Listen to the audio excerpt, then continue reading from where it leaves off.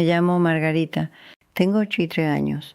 Y el martes pasado me desperté a las 3:47 de la madrugada porque pensé que alguien estaba de pie en mi pasillo. No había nadie, solo sombras.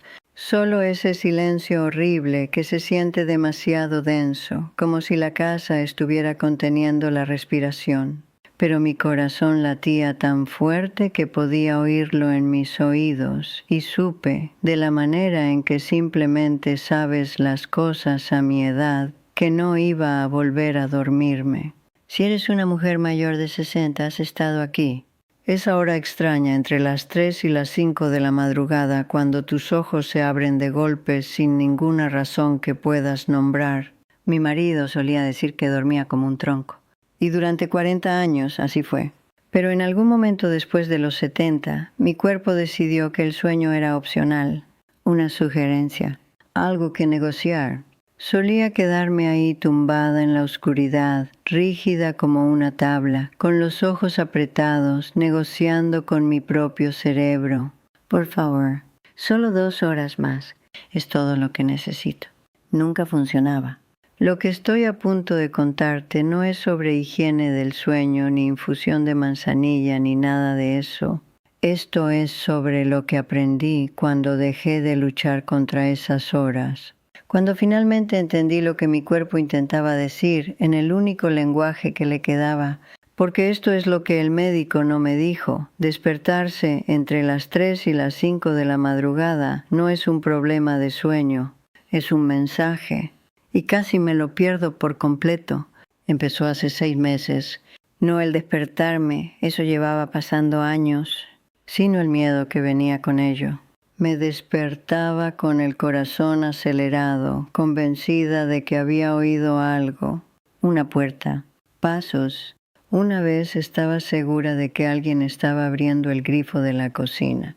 Me levanté, caminé arrastrando los pies por el pasillo en camisón, agarrándome a la pared porque me tiemblan las piernas cuando me pongo de pie por primera vez. La cocina estaba vacía, el grifo completamente seco. Me dije que estaba siendo ridícula. Las mujeres mayores oyen cosas. Es normal, pero noche tras noche seguía pasando. Las 3:15, las 4:02, las 3:51. Siempre esa ventana horaria, siempre ese sobresalto de pánico, como si mi cuerpo estuviera haciendo sonar una alarma que yo no podía ver. Mi hija Linda llamó una mañana. Debía sonar cansada. ¿Estás bien, mamá? Bien, solo no dormí bien. Otra vez. Había algo en su voz, no exactamente preocupación, más como inventario. Como si estuviera llevando una lista mental de cosas que podrían significar que ya no puedo vivir sola. Estoy bien, dije, más brusca de lo que pretendía. Después de colgar, me senté a la mesa de la cocina con mi café y sentí algo que no me había permitido sentir en años. Miedo, no a la oscuridad, no a los ruidos, a lo que significaba que mi cuerpo estuviera haciendo esto, que no pudiera controlarlo, que quizás este era el principio del fin de esto. Yo en mi casa, haciéndome mi propio café, caminando hasta el buzón. No le conté a nadie más lo de despertarme. ¿Qué iba a decir? ¿Que tenía miedo de las 3 de la madrugada? ¿Que pensaba que mi casa estaba embrujada por el fantasma de mi propio cuerpo que falla? Así que hice lo que siempre he hecho. Lo manejé yo sola. Primera cosa, el error del agua helada. Lo primero que probé parecía obvio. Había leído en algún sitio uno de esos boletines de salud que llegan al buzón, esos con una fotografía de una mujer de 60 y tantos haciendo footing en una playa, sonriendo como si nunca hubiera tenido un solo dolor en su vida, que la deshidratación interrumpe el sueño. Así que pensé, simple, beber agua antes de acostarme. Llené un vaso alto con agua helada cada noche y lo dejé en mi mesilla de noche. Fría y refrescante, decía el artículo. La bebía obedientemente alrededor de las 9 de la noche, felicitándome por ser proactiva. La primera noche me desperté a las 3:22 de la madrugada, no por un ruido esta vez, porque tenía que hacer pis tan urgentemente que casi no llegó al baño. Fui arrastrando los pies en la oscuridad. He aprendido a no encender las luces, lo empeoran, y cuando finalmente volví a la cama, estaba completamente despierta, el corazón latiendo por la prisa. Las sábanas frías ahora, el reloj brillando las 3:39. Me quedé ahí tumbada 2 horas. La noche siguiente lo mismo, las 13:07 esta vez.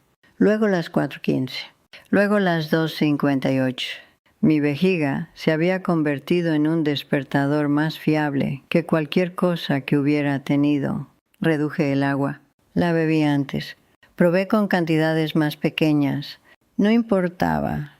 Era como si mi cuerpo hubiera decidido que cualquier líquido después de las 6 de la tarde era un ataque personal. Y aquí está la parte que me daban ganas de gritar. Estaba más deshidratada que antes. Mi boca se sentía como papel de lija por las mañanas. Los labios se me agrietaban. Me despertaba con un dolor de cabeza que se asentaba justo detrás de mis ojos como un pequeño puño mezquino. No había solucionado nada. Lo había empeorado. Una mañana, de pie en mi cocina mirando ese vaso de agua como si me hubiera traicionado, recordé algo que mi madre solía decir. El sentido común es el menos común de los sentidos. Lo decía como crítica, normalmente dirigida a mi padre cuando había hecho algo tonto. Pero ahí de pie, agotada y con 73 años de vida que pensaba que entendía, me di cuenta.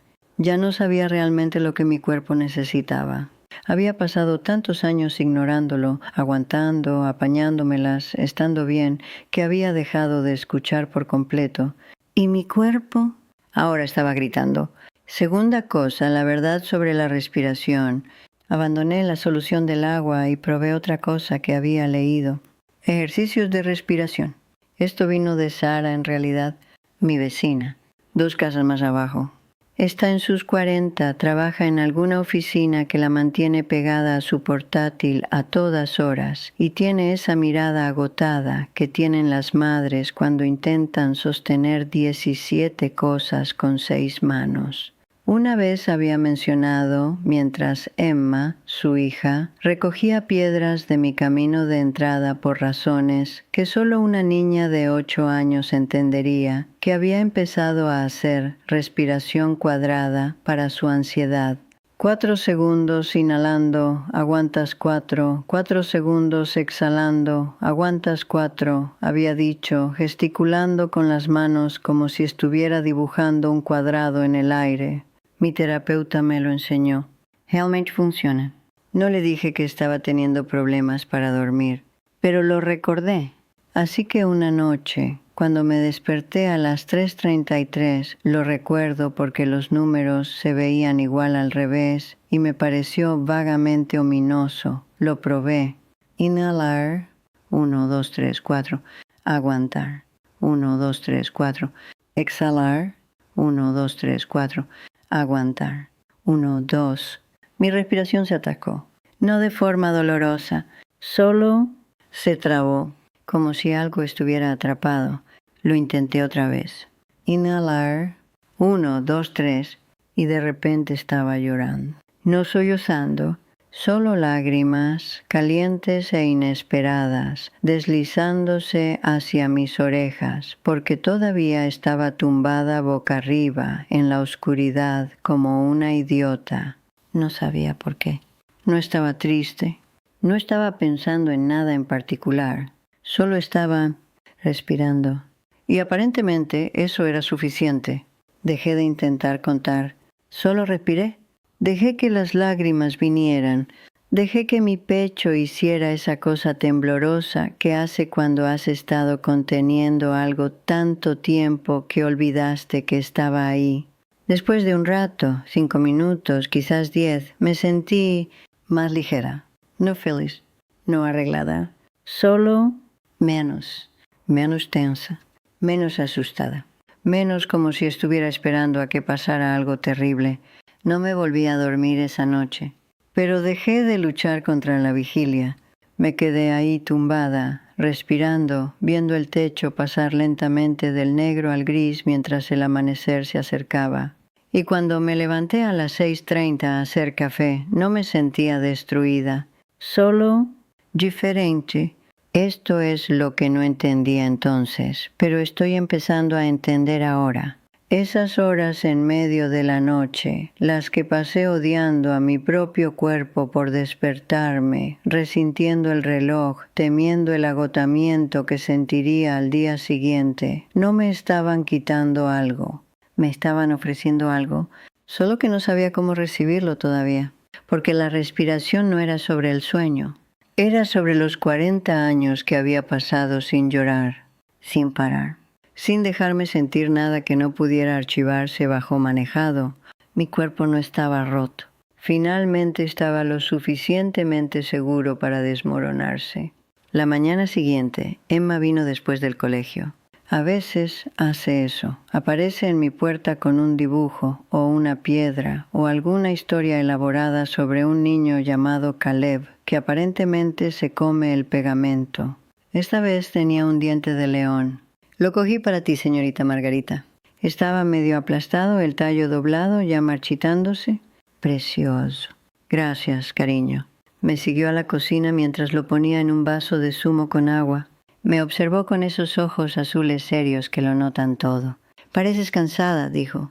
Estoy cansada. Mi mamá también está siempre cansada. ¿Sí? Emma asintió. Dice que es porque su cerebro no se apaga. Miré a esta niña de 8 años, de pie en mi cocina con zapatillas que se iluminan, y pensé, no tienes ni idea de lo acertada que estás. ¿Tu cerebro se apaga, señorita Margarita? Pensé en las 3 de la madrugada, las lágrimas, la respiración, los 40 años de estar bien. No realmente, dije. Emma consideró esto. Luego extendió la mano y tomó la mía. La suya estaba pegajosa, Dios sabe de qué, pero pequeña y cálida y segura. Está bien, dijo. No tienes que dormir si no quieres. Y algo en mi pecho, esa cosa tensa que había estado cargando desde que era lo suficientemente joven como para que me dijeran que dejara de llorar, que lo superara, que lo manejara, se aflojó, solo un poco, solo lo suficiente. Quiero contarte lo que hice después, las otras cosas que aprendí, los errores que cometí y cometí más, créeme. La noche que pensé que me estaba muriendo y resultó ser acidez. La mañana que Sara me encontró sentada en mi porche a las 5 de la madrugada y no hizo preguntas, solo me trajo una manta. Pero esto es lo que necesito que entiendas primero. Si te despiertas entre las 3 y las 5 de la madrugada y eres una mujer de mi edad, probablemente piensas que algo está mal contigo. Piensas que estás rota, fallando, perdiéndote. No es así.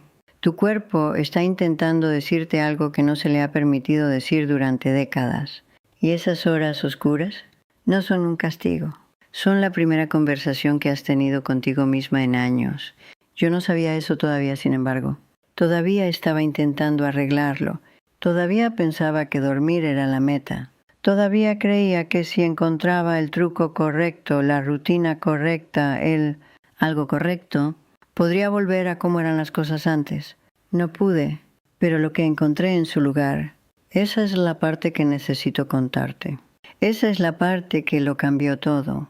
Tercera cosa, la pastilla que casi tomé. Una semana después del incidente de la respiración, estaba de pie en la consulta de mi médico, llevando una bata de papel que crujía cada vez que respiraba. La doctora. Patel es lo suficientemente joven como para ser mi nieta. Eficiente. Amable de esa manera brusca que tienen los médicos cuando ven a 30 pacientes al día. Había pedido análisis de sangre después de que mencionara los problemas de sueño durante mi revisión. Todo parece normal, dijo, desplazándose por algo en su ordenador. La tiroides está bien. El azúcar en sangre está bien. Entonces, ¿por qué no puedo dormir? Me miró entonces. De verdad me miró. ¿Cuánto tiempo lleva pasando esto? 6 meses. Quizás más. ¿Y te despiertas más o menos a la misma hora? Entre las 3 y las 5. Casi todas las noches. Asintió todavía escribiendo. Eso es en realidad muy común en mujeres de tu edad. Cambios hormonales, estrés, a veces ansiedad que ni siquiera reconocemos como ansiedad. Quería discutir lo de la ansiedad. No estoy ansiosa, estoy bien, pero mis manos estaban agarrando el borde de la camilla tan fuerte que los nudillos se me habían puesto blancos. «Puedo recetarte algo», dijo, «solo para ayudar a regular tu ciclo de sueño. Ponerte de nuevo en marcha». Imprimió una receta. Me la dio. El papel estaba caliente de la impresora. Zolpidem, 5 mg. Tomar uno al acostarse. Empieza con una dosis baja, dijo. Mira cómo te sientes. Algunas personas se sienten un poco atontadas por la mañana, pero normalmente ayuda. Me llevé la receta a casa. La guardé durante 3 días. No soy alguien que toma pastillas para estas cosas. Mi madre no creía en ellas. Solo necesitas cansarte más, solía decir, como si el insomnio fuera cuestión de ética de trabajo insuficiente. Pero estaba desesperada. Así que el jueves por la noche compré los medicamentos. Llegué a casa con un frasquito naranja que sonaba cuando lo agitaba. Las pastillas eran pequeñas, blancas, de aspecto inocente. Tomé una a las 9 de la noche, como decía la etiqueta. A las 9:30 me sentía rara, difusa por los bordes. Mi salón se veía igual, pero ligeramente mal, como si lo estuviera mirando a través de una ventana en lugar de estar sentada en él. Me fui a la cama. No recuerdo haberme dormido. Me desperté a las 3:18 de la madrugada en el suelo de mi cocina. No tengo ningún recuerdo de haber llegado ahí. 1 minuto estaba en la cama, al siguiente estaba tumbada en el frío suelo de baldosas en camisón, mirando la parte de abajo de mi mesa de cocina, completamente desorientada. Me dolía la cadera donde había estado apoyada. La boca me sabía a metal. Me llevó 1 minuto entero recordar dónde estaba.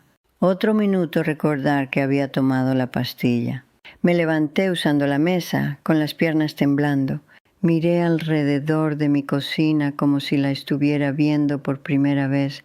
La puerta trasera seguía cerrada con llave. Nada alterado. Solo yo de pie ahí a las 3 de la madrugada, habiendo aparentemente caminado sonámbula por primera vez en toda mi vida. Tiré el resto de las pastillas por el inodoro esa mañana. Llamé a la consulta de la doctora Patel. Dejé un mensaje con la recepcionista. Dígale que no funcionó. Dígale que estoy bien. Pero no estaba bien. Estaba aterrorizada. Porque si una pastilla para dormir podía hacerme deambular por mi propia casa en la oscuridad sin recordarlo, ¿qué más estaba perdiendo control? ¿Qué más se estaba escabullendo mientras yo no prestaba atención? Cuarta cosa, el horario que se convirtió en una prisión. Después del incidente de la pastilla, decidí que lo que necesitaba era disciplina. Estructura. Siempre se me ha dado bien la estructura. Crié a 5 hijos con ella. Mantuve un matrimonio durante 47 años con ella. La estructura es cómo sobrevives cuando los sentimientos son demasiado desordenados para ordenar. Así que hice un horario de sueño. No uno casual. Uno de verdad. Encontré un artículo, lo imprimí, subrayé las partes importantes con un rotulador amarillo, sobre higiene del sueño. Decía que tu cuerpo necesita consistencia, misma hora de acostarse cada noche, misma hora de despertar cada mañana, sin siestas, sin cafeína después de las 2 de la tarde, sin pantallas 1 hora antes de acostarse. Lo seguí exactamente. 8:30 p.m., ponerme el camisón, lavarme la cara, cepillarme los dientes. 8:45 p.m., infusión de manzanilla en el sillón del salón, sin televisión. 9:00 p.m., leer durante 30 minutos. Nada emocionante. Elegí un libro sobre la historia de los Grandes Lagos. 9:30 p.m., apagar las luces. 6:30 a.m., despertarse. Pase lo que pase. Lo seguí religiosamente. Y durante las primeras noches algo casi mágico pasó. Dormí. No toda la noche. Pero me despertaba a las 4 de la madrugada en vez de a las 3, y de alguna manera eso se sentía como progreso, como si estuviera ganando. Seguí adelante. Semana 2, semana 3. Pero en algún momento de la semana 4, el horario dejó de ser útil y empezó a ser pesado. Estaba cansada a las 8 de la noche, con los ojos caídos durante las noticias, pero no podía irme a la cama porque no eran las 9:30 todavía. Me quedaba despierta mirando el reloj, contando los minutos hasta que se me permitía estar cansada. Y si me despertaba a las 5:30, solo una hora antes, me obligaba a quedarme en la cama, mirando el techo, porque el horario decía 6:30. Un domingo por la mañana mi hermana Juana llamó a las 6:15. ¿Te he despertado? No, llevo levantada. ¿Desde cuándo? Las 4. Margarita, ¿por qué te quedas ahí tumbada? Levántate. Hazte un café. El horario dice... ¿Qué horario? Intenté explicárselo. Cómo estaba arreglando mi sueño. Cómo la consistencia era importante. Cómo finalmente lo estaba controlando. Hubo una pausa. Luego Juana dijo muy suavemente, «Cariño, parece que estás en la cárcel». Me reí y lo dejé pasar. Le dije que no lo entendía. Pero después de colgar me quedé ahí sentada en mi cama, donde había estado tumbada durante 2 horas y media sin dormir, solo esperando, y me di cuenta. Tenía razón. Había convertido mi dormitorio en una celda. El horario no me estaba ayudando a dormir, me estaba ayudando a evitar otra cosa, algo que todavía no podía nombrar. Esa tarde Emma llamó a mi puerta. Era domingo, así que no había colegio. Llevaba una camiseta rosa con un unicornio y sostenía un recipiente de plástico. Mi mamá hizo demasiadas galletas y dijo que debía traerte algunas. Esto era mentira. Sara no había hecho demasiadas. La había mandado a ver cómo estaba.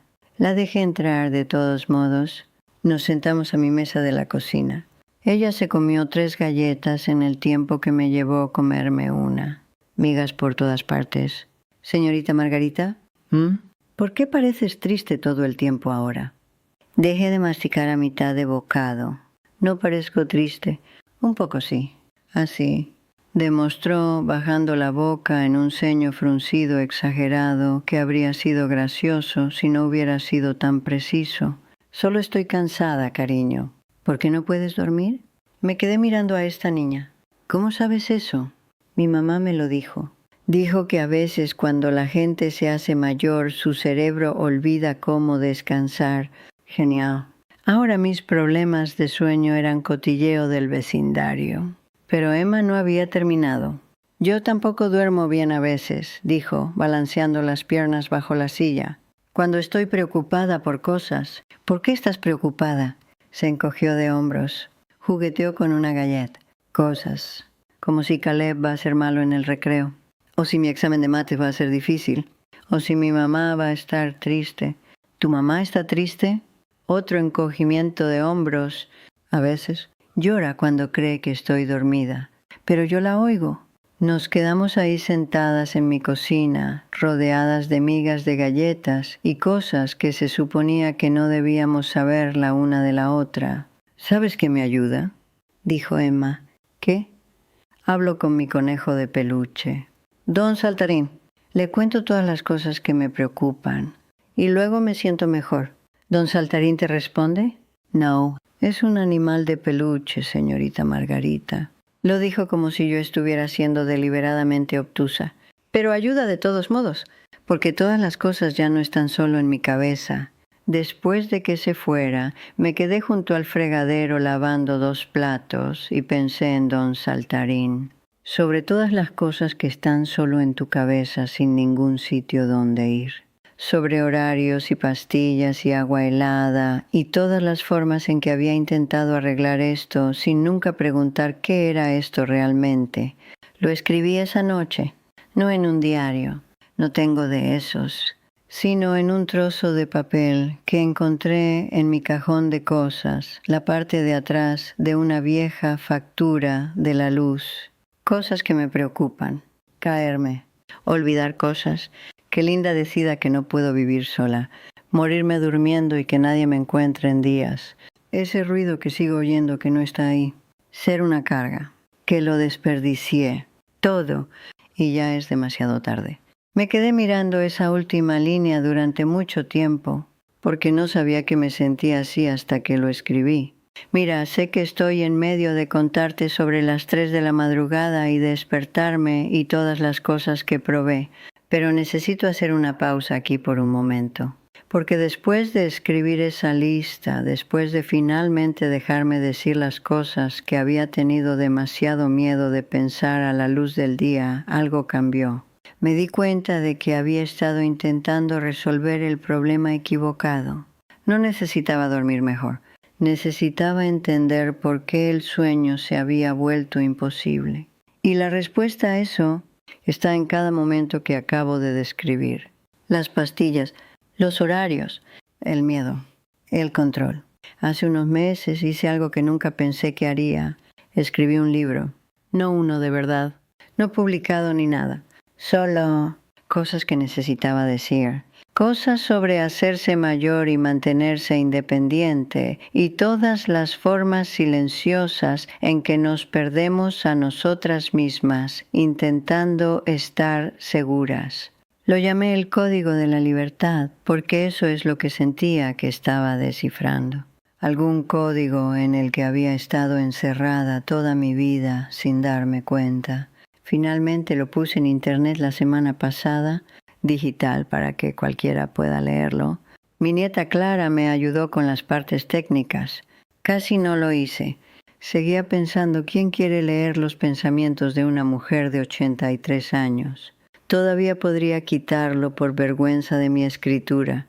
Pero entonces alguien llamada Patricia comentó que lo leyó y finalmente entendió por qué había estado luchando contra su propio cuerpo durante la última década. Y alguien más, Dorotea, dijo que el capítulo sobre aceptar ayuda sin vergüenza la hizo llorar de buena manera.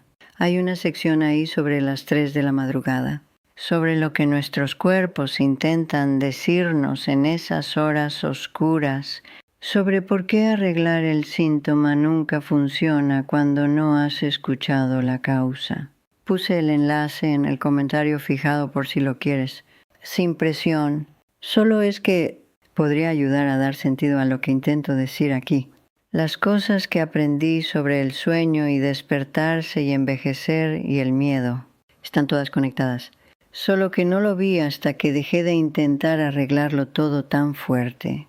Quinta cosa, la noche que me rendí era un martes. Lo recuerdo porque el martes es el día de sacar la basura y había olvidado sacar el cubo. Me desperté a las 3:41 de la madrugada y lo recordé, y por alguna razón, quizás porque estaba tan cansada de todo, empecé a llorar. No como la noche de la respiración, no lágrimas suaves. Llorar de verdad.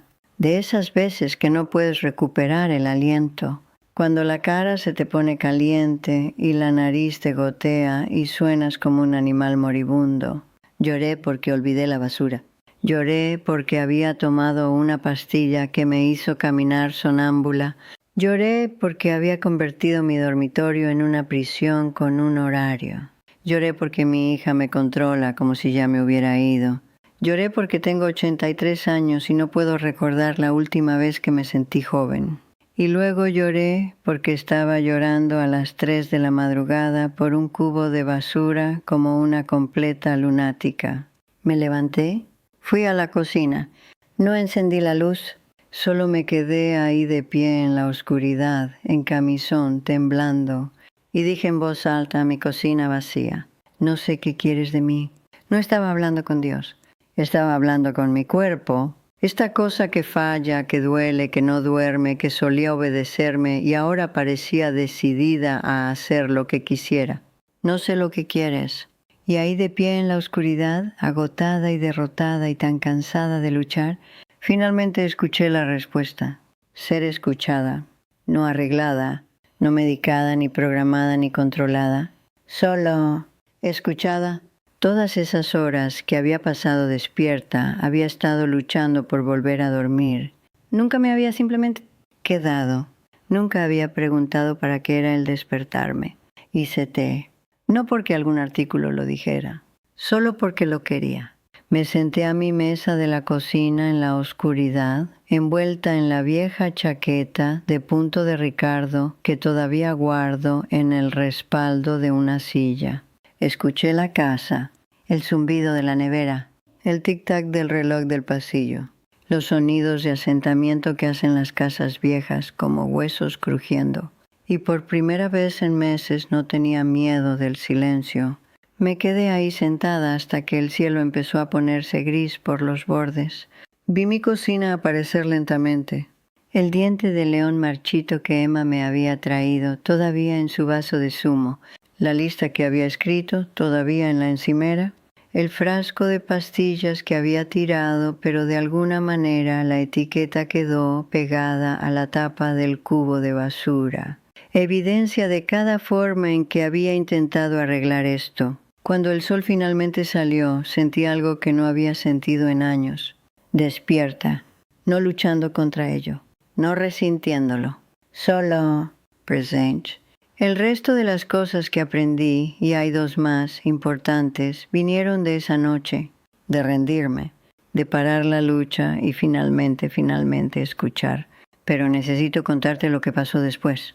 Sobre Sara, sobre la mañana que la asusté muchísimo, sobre lo que encontré que realmente funcionó, no para hacerme dormir, sino para hacer que la vigilia fuera soportable, para hacerla, de alguna manera, valer la pena.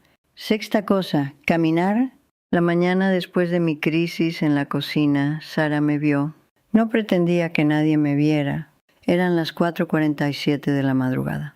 Todavía oscuro, pero esa oscuridad suave antes del amanecer, cuando el cielo está conteniendo la respiración.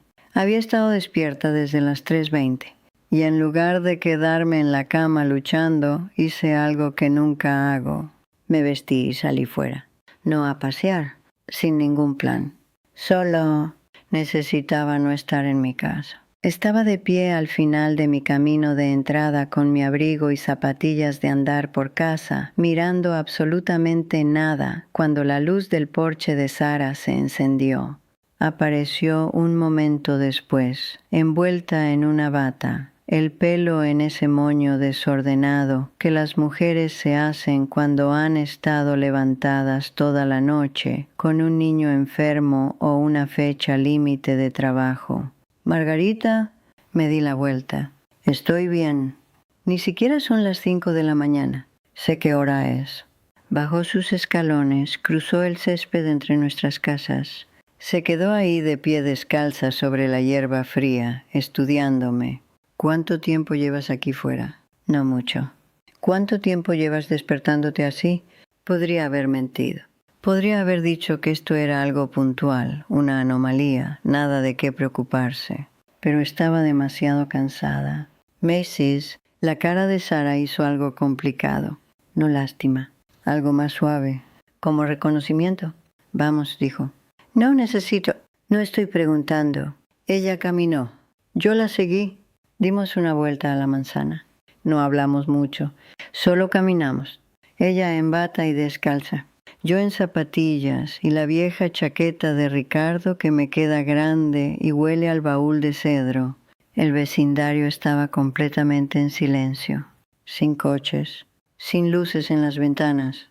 Solo nosotras y la oscuridad y el sonido de nuestros pies en el asfalto. Cuando volvimos a mi camino de entrada, Sara dijo, mañana, misma hora, no tienes que, a las 4:45, te esperaré aquí.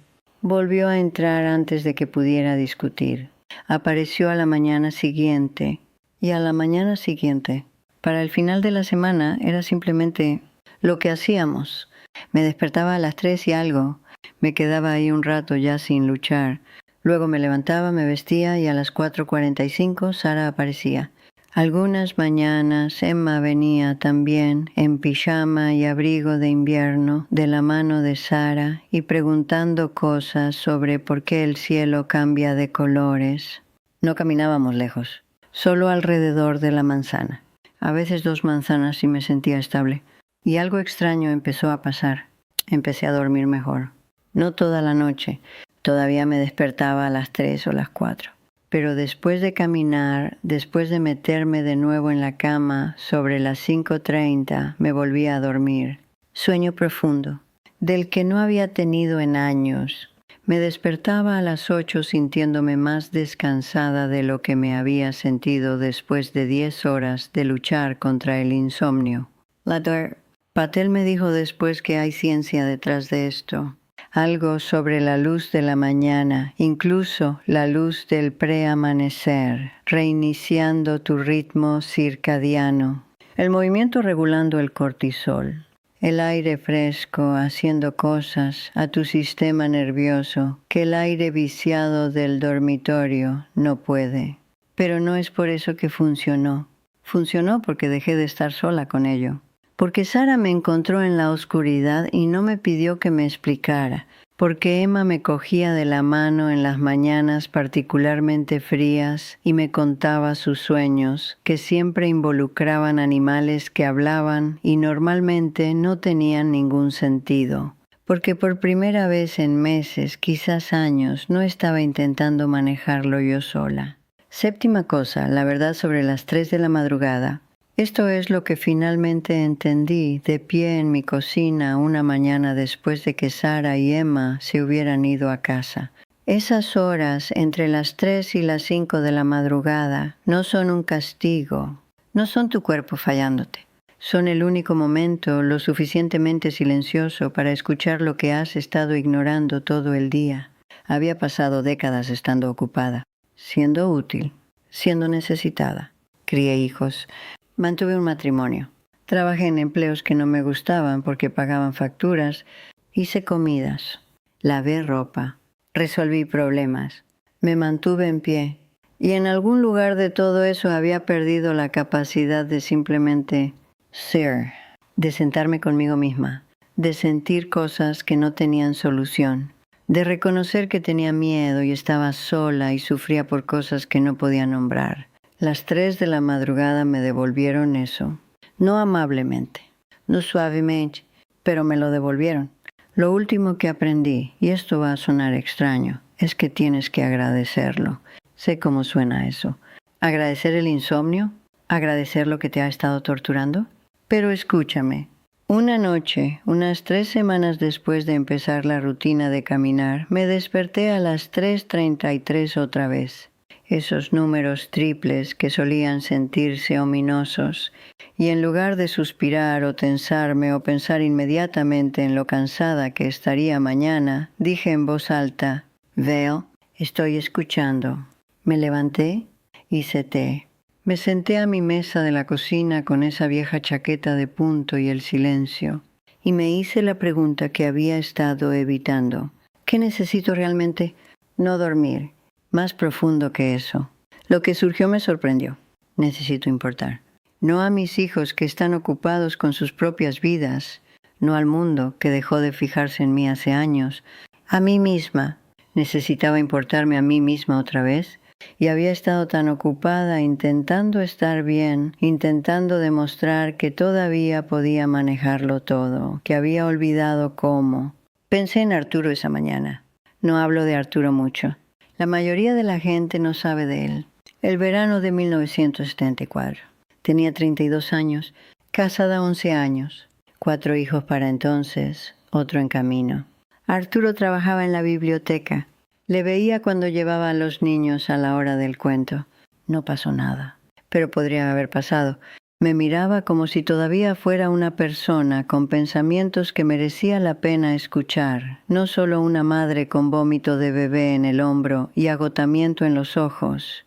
Hablamos una vez, de verdad hablamos, sobre libros, sobre sueños que habíamos tenido antes de que la vida se convirtiera en logística. Y volví a casa ese día y me di cuenta de que no podía recordar la última vez que Ricardo me había hecho una pregunta sobre algo que no fuera la cena o las facturas.